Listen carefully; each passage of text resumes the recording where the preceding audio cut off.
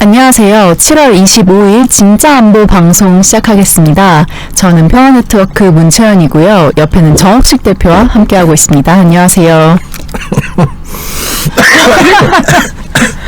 정말 안녕하세요. 웃음을 잃지 못하시네요.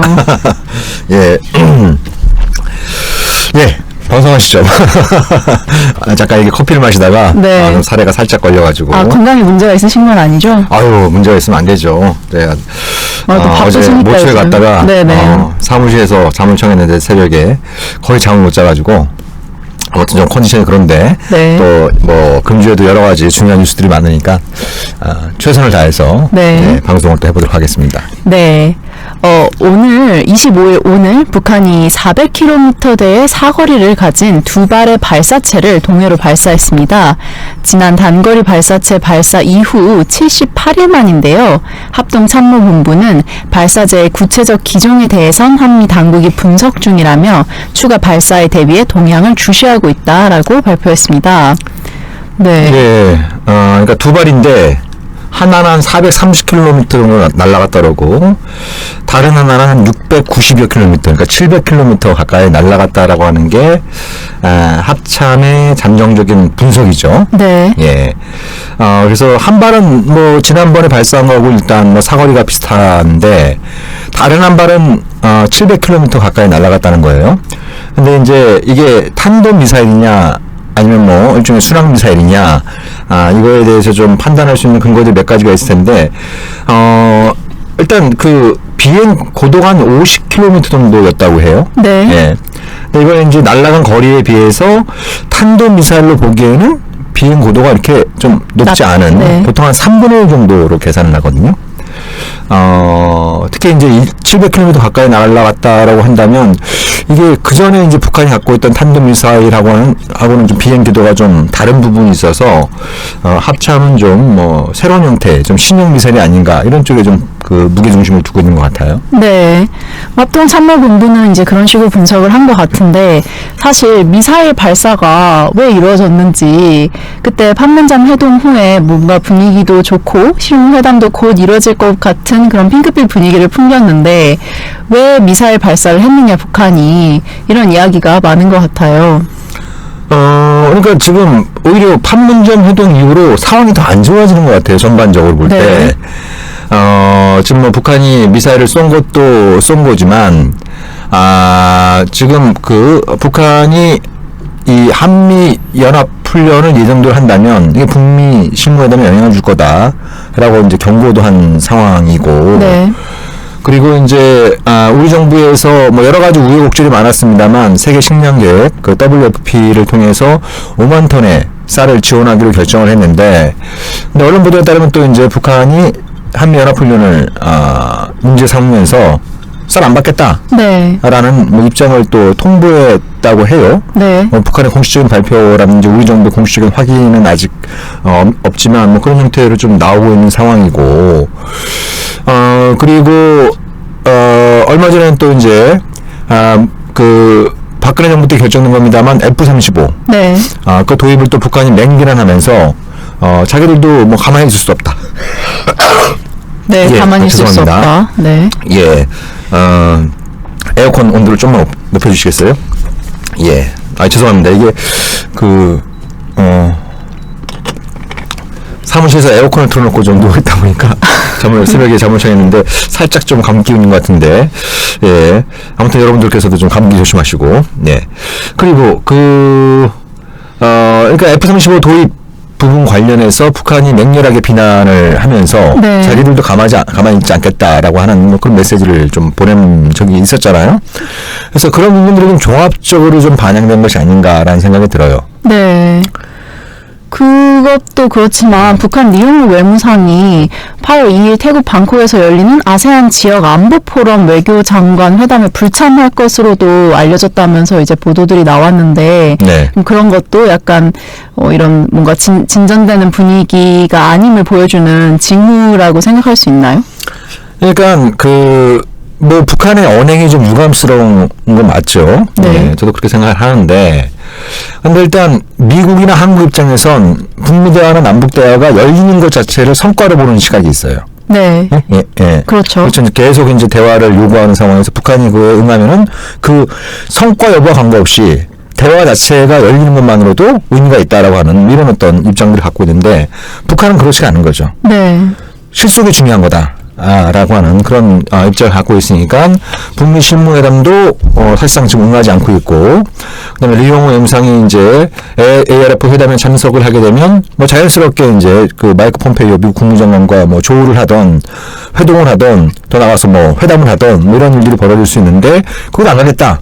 네. 그러니까 사실상 그 미국의 대화 제의에 거의 응하지 않고 있는 이런 걸 통해서 그 다른 한편으로는 뭐 얼마 전에 이제 신형 잠수함도 공개했고 오늘 또 미사일도 발사를 하면서 또 미국을 좀 압박을 하는 이런 좀 모양새를 취하고 있는 거죠. 네, 그 말씀하신 신형 잠수함과 관련해서는 조선중앙통신에 따르면 김 위원장이 잠수함 이용과 수중 작전에 대한 우리 당의 전략적 구상에 대해 설명했다라고 보도를 하면서 일각에서는 잠수함의 전략적 구상이 혹시 핵탄두 잠수함으로서 운용을 할 계획이 있어서 그런 것이냐라는 우려도 있던데 어떻게 생각하세요?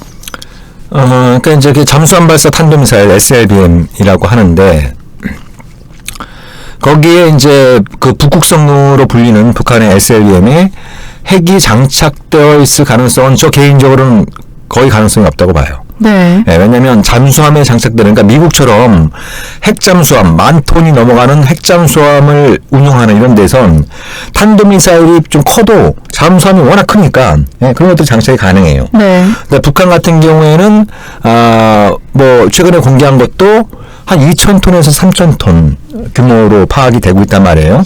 그럼 여기에 이제 탄도미사일을 장착하려면 미사일을 좀 작게 만들어야 됩니다. 탄두를 좀 작게 만들어야 돼요. 그럼 그만큼 이제 핵탄두의 소형화 기술이 필수적으로 필요한 건데, 북한이 아직 그 단계까지 갔다라고 하는 뭐 명확한 근거는 없는 상황이에요. 그리고 북한이 이제 그 2017년 9월달 이후로 핵실험을 좀 중단한 상태잖아요. 네. 예, 중단한 상태에 있기 때문에 잠수함 발사 탄도미사일의 핵탄두 장착까지 지금 시점에서 확보했다고 보기는 좀 어렵다고 보는데, 근데 이제 그런 뉘앙스는 풍기는 거죠. 그런 어떤 뭐 전략 구상이라든지, 그러니까 이제 김정은이 올해 신년사에서 미국이 이런 식으로 나오면 새로운 길에 갈 수 있다. 그런 얘기를 했었죠. 예, 그죠? 예. 그리고 이제 또 신년 연설에서는, 그 최고인민회의 연설에서는 올해안을 또 시안을 좀 제시를 한 상황이에요. 네. 그래서 미국의 태도 변화가 있지 않으면 새로운 길, 그죠? 네. 새로운 길이 뭐 신년사를 얘기할 때는 구체적으로 이게 새로운 길이야 라고 뭐 김정은 정권에서 뭐 미리 준비한 바가 별로 없었을 거라고 생각하는데 이제 그런 길이 나갈 수 있다는 걸 보여주는 거죠. 네. 그 중에 하나가 바로 핵전력의 다종화입니다. 핵전력의 다종화. 네. 그러니까 그 핵 억제에서 굉장히 중요한 게 2차 공격 능력을 확보하는 거예요.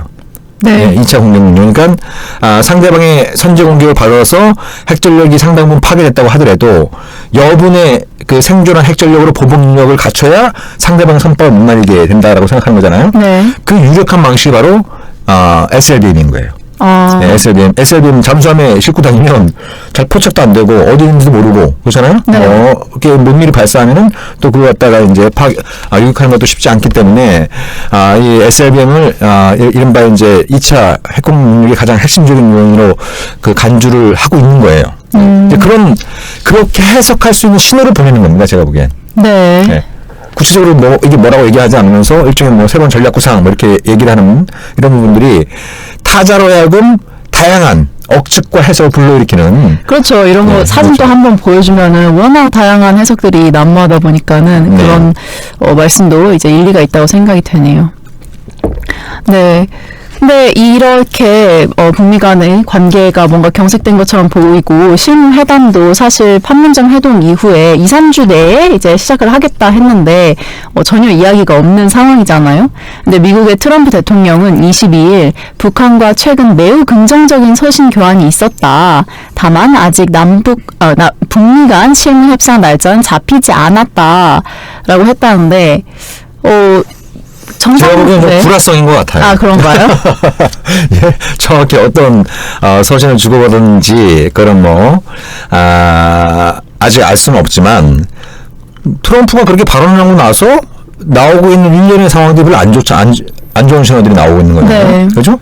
북한이 뭐 ARF 회담에도 안 가겠다고 얘기를 한 상황이고, 그 다음에 이번에 이제, 단거리 미사일도 발사를 한 상황이고, 그래서 뭐, 좋은 신호가 왔다 갔다 했다는데 왜 북한은 저렇게 나오는가? 이게 잘 설명이 안 되는 부분이 좀 있는 것 그렇죠. 같아요. 예. 그래서 트럼프는 계속 그런 것들을 강조하는 거죠. 예, 뭐 김정은과의 관계가 좋다. 계속 뭐 좋은 서신 또 이제 뭐 이렇게 마치 이제 물밑대하고 오가고 있는 것처럼 계속 얘기를 하고 있는 이런 상황이지만 그런 말과 행동이 좀 불일치하는 부분이 분명히 있는 거죠. 네. 미국 같은 경우에도. 그리고 우리가 지난번 방송 때도 잠깐 언급을 했지만, 일단 확인을 해야 될 게, 트럼프가 판문점에서 김정은한테 군사훈련 중단을 약속한 게 맞느냐. 이것 관련해서 아직 미국 정부 공식적으로 밝힌 입장은 없는 거죠. 네. 그러면 사실 맞다고 봐야 되잖아요. 그런 약속을 했다라고, 합리적으로 가정을 해볼 수 있다고 생각해요. 네. 그러면 그런 약속을 했으면, 연합훈련을 안 하든지, 그 약속을 못 지킬 것 같으면 아예 그런 약속을 하지 말던지. 네. 예? 그러니까 그런 부분이 있는 거예요. 그러니까 뭐 우리 입장에서는 훈련 규모도 축소하고 뭐 실제 병력과 장비가 투입되는 뭐 야외 기동 훈련도 하는 것도 아니고 컴퓨터 시뮬레이션을 바탕으로 한 지휘소 연습. 그리고 이 목적은 이제 한미 간의 전시작전권 전환 이런 것들을 위한 연습이기 때문에 뭐 북한을 그렇게 자극하는 게 아니다 라고 생각할 수 있지만 북한은 그게 아니거든요. 어찌됐든 모든 군사훈련을 중단하겠다고 트럼프가 약속했는데 그걸 지키지 않는 건 신뢰를 저버리는 행위다. 그래서 이번에는 그냥 넘어가지 않겠다는 생각이 강한 것 같아요. 네. 대표님이 앞서서 북한이 미국에 가질 수 있는 뭐 다양한 불만들 아니면 한국에 가질 수 있는 다양한 불만들을 말씀을 하셨잖아요. 뭐 F-22 도입이라던가 F-15, F-35. F-35 도입이라던가 그러면은 현재 한미 연합 훈련만 어느 정도 정리가 돼도 좀 북한이 불만을 좀 덜 표시하고 뭔가 대화의 장으로 나올 수도 있다고 보시는 건가요? 일단 공식적으로 북한이 내건 이유가 그거니까 예를 들면 이제 한미 양국이 두 정상이 좀 전화 통화라도 해서 트럼프가 이렇게 약속을 했으면 그 약속을 지키겠다. 그래서 북한과의 대화가 진행 동안에는 모든 한미 연합훈련을 중단하겠다. 네. 라고 이런 형태의 발표가 나오면은 대화 분위기 조정에 기여를 할 수 있겠죠. 네. 분명히 기여를 할 수 있는 부분이 있고, 그리고 또 북한이 갖고 있는 또 근본적인 불만은 여전히 해결이 안 되고 있죠. 예. 그러니까 미국이 이 판문점 회동 이후로도 네. 여전히 뭐 제가 비핵화 플러스 슈퍼 알파 이렇게 표현을 했지만 이게 뭐 비핵화를 하자는 건지 사실상 북한의 무장 해제를 요구하는 것인지 구분이 안 갈 정도의 요구를 계속 좀 집착하고 있는 상황이에요. 네. 예. 그리고 제가 지난주에 중국 갔을 때 중국에 좀 이렇게 좀 중국 정부의 그 상황을 잘 아는 한 전문가가 그렇게 얘기를 또 한 적이 있었어요. 지난번에 김정은하고 김정은과 시진핑 만났을 때 김정은이 시진핑한테 이 제재의 고통을 좀 호소하면서 네. 얼마 후에 이제 그 시진핑이 트럼프를 만날 예정이니까 좀 제재 문제와 관련해서 좀 잘 좀 설득해 달라라고 요청을 했고 실제로 시진핑이 트럼프를 만났을 때 그렇게 했다는 거예요. 네. 그만큼 좀 북한으로서 이게 고통스럽기도 하고 짜증이 나는 거예요. 그죠? 제재 이 문제가 어찌됐든 작년 4월 달에 새로운 전력 노선을 선포를 하면서 인민 생활과 경제 건설에 총력을 기울이겠다고 하는데 그게 성과를 나타나는 곳하고 갈수록 좀 경제성이 어려워지는 상황에 있는 거잖아요. 네. 예, 그런 어떤 부분들이 있으니까 본인이 이제 시진핑한테도 그런 요청을 했고 시진핑이 트럼프한테도 그렇게 얘기를 했는데 제재 문제와 관련해서도 달라진 게 없어요. 네. 오히려 이제 북한이 고통스러우면 고통스러울수록 이게 제재 효과가 있다. 더 이제 강력. 예. 뭐 이런 어떤 방식을 계속 취해오고 있는데 이렇게 가면 죽었다 깨어나도 문제는 안 풀립니다. 예. 죽었다 깨어나도 문제는 안 풀리는 이런 어떤 부분들이 있는 거죠. 그래서 이렇게 좀 판문점 회동 이후로 뭔가 좀 미국이 긍정적이고 유연하게 변화하고 있다라고 하는 신호가 아직은 안 잡히는 것 같아요. 네, 얼마 전에도 보니까 폼페이오 장관도 이제 북한이 완전하게 비핵화를 하면은 그때 안전보장 해줄 수 있다라고 이야기를 해가지고 뭐 항상 비슷한 이야기를 하는구나. 그러니까 국내 언론도 잘 보도해야 될 건 뭐냐면 네. 그 별로 특별히 의미 있는 얘기가 아니에요. 네, 그렇죠. 그 싱가포르 국민운동성명에 다 나와 있는 내용입니다. 네. 예, 다 나와 있는 내용이에요. 예. 그러니까 그런 얘기를 갖다 반복하는 거 외에 특별히 진전된 메시지나 그런 어떤 정책 변화는 아직 감지가 안 되고 있습니다. 네. 예, 감지가 안 되고 있는 이런 그 상황에 있는 거죠. 미국을 살펴보면은 이제 트럼프 대통령 같은 경우도 계속 뭐 시간은 많다 이렇게 말을 하면서 뭐 시간 끌기 전략이라고 해야 하나요? 어쨌든 뭐 시간 끌기를 계속 하고 있는 것 같은데 북한은 이런 상황에서 그 시간 끄는 걸 버틸 수 있을까요? 그러니까 그런 거죠. 아까도 잠깐 얘기한 것처럼 경제적 고통을 가하면 결국 굴복하고 나올 거다라고 하는데 전혀 그런 기미가 안 보이잖아요. 네. 그죠? 예. 그럼 앞으로 뭐가 달라질 거냐? 도대체 북한 주민들이 얼마만큼의 고초를 겪어야, 그죠? 예. 얼마만큼 고초를 겪어야 김정은이 무릎 꿇고 나올 것이냐? 네. 예? 제가 보기엔 그럴 일 없습니다. 예. 그럴 일 없는 것 같고, 그러니까 트럼프 입장에서는 뭐 급하지 않다라고 얘기하는 게. 그러니까 지금 1년 넘도록 계속 그 얘기만 반복하고 있잖아요. 뭐 김정은과의 관계가 좋다, 북한이 핵실험 안 한다, 뭐 단거리는 가끔 쏘는데 그건 다른 나라들 다 하는 거고, 네. 저걸로 장거리는 안 쏘고 있다. 뭐 이런 얘기를 계속 반복을 해오고 있는 거예요. 그러면서 뭔가 이미지 세탁에 성공을 한 거죠. 예? 네. 이게 좀 2018년 초까지만 하더라도 매드맨 이 미친 자의 전형을 보여줬잖아요. 네. 근데 이제 김정은하고 만난 이후에는 이 한반도 피스메이커로서의 이미지 전환에 완벽하게 성공을 한 거예요. 네. 그렇죠? 예, 예. 그런 부분들을 좀 성과로 내세우고 있는데 정말 그 본인이 적절한 시점에, 그러니까 아마도 그 적절한 시점이라고 하는 것은 자기 재선에 가장 도움이 될 법한 타이밍, 그때 어떤 김정은과의 대타협을 염두에 두고 있는 건지, 네. 아니면 좀 일종의 좀 이렇게 그 희망 고문을 가하면서 좀 입속을 이런저런 입속을 챙기려고 하는 건지, 이게 아직까지는 좀 불분명한 것 같아요. 예, 그래서 우리가 너무 이 트럼프의 개인기에 의존해서는 안 됩니다. 네. 지금의 상황이 북한과 미국의 선의에 맡겨두기에는 상황이 굉장히 좀 엄중해지고 있기 때문에 그런 어떤 부분들을 좀 냉철하게 인식을 하면서 좀 우리도 할 바를 좀 하고, 네. 그죠? 예, 좀 여러 차례 강조합니다만 우리식 해법, 한국식 해법 이런 것도 좀 만들어서 좀 공론화하려고 하는 노력이 필요한 시점이 아닌가 그런 생각이 드네요. 네. 북한의 대남 대외 선전 매체들이 이제 13일 한미 공조가 지속되는 한 남북이 따로 대화할 필요가 없다는 입장을 피력을 하면서 최근 우리 민족끼리는 이제 논평에서 남조선에 대한 실권을 행사하는 미국을 직접 대상하여 필요한 문제들을 논의하는 것이 훨씬 생산적이다 라며 문제 해결을 위해서는 남북관계 문제의 당사자로서 남한이 남북 정상합의 선언을 적극적으로 이행해야 한다라고 말을 했는데 사실 오래전부터 이런 이야기를 해왔지만 약간 남북 정상 합의 선언을 적극적으로 이행할 것이라는 말을 했다는 것 자체가 좀 뭐 군축을 의미하는 건지라는 생각이 들어요. 여러 가지가 있죠. 남북 네. 정상이 합의한 부분이 있는 거죠. 그러니까 예를 들면 뭐 철도도로 연결하기로 했는데 착공식을 했는데 착공을 못 하고 있잖아요. 네. 그죠?